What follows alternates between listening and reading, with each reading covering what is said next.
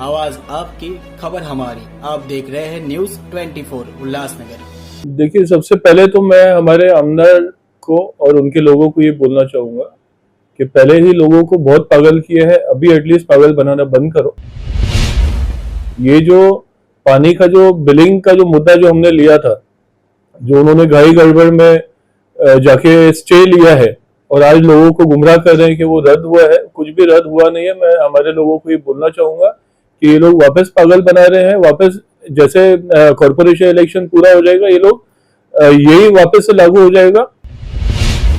तो मैं हमारे आमदार साहब को ये बोलना चाहूंगा कि टीओ की अभी उनको रोज जगाती रहेगी, उससे बेटर है वो बॉम्बे में रहने का अपना बंदोबस्त करे, क्योंकि रोज मंत्रालय जाना पड़ेगा।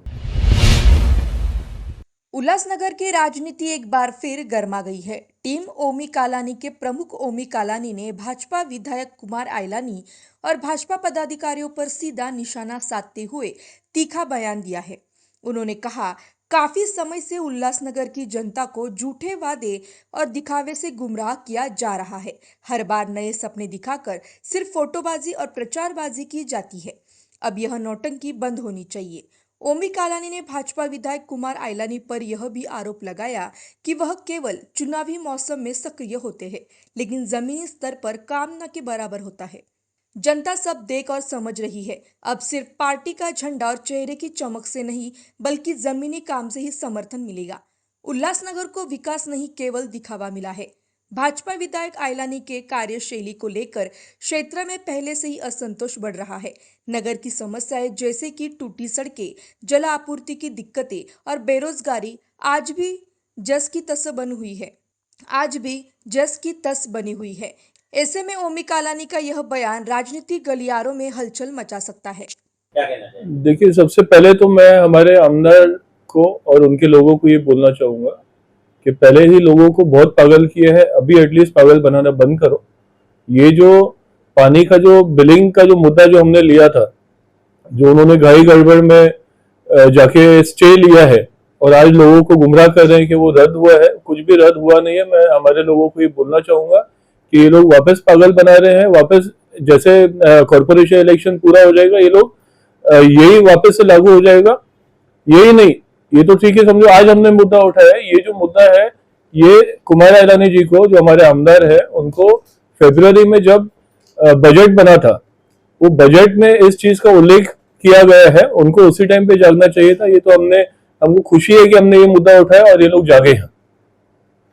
अभी स्थगिति आई है, रद्द होने तक टीओ के लड़ेगी या इसी से संतुष्ट? 110% हम रद्द करा के रहेंगे। ये लड़ने की बात तो नहीं है, हम करा के ही रहेंगे। इसके अलावा भी और 2-3 बड़े मुद्दे हैं जो हम आने वाले समय में लोगों के सामने लेकर आएंगे। लेकिन मुझे खुशी है कि हमारे ये एक स्टेटमेंट पे अगर हमारे आमदार जाग गए हैं, तो मैं हमारे आमदार साहब को ये बोलना चाहूंगा कि टीओ की अभी उनको रोज जगाती रहेगी, उससे बेटर है वो बॉम्बे में रहने का अपना बंदोबस्त करे, क्योंकि रोज मंत्रालय जाना पड़ेगा उनको।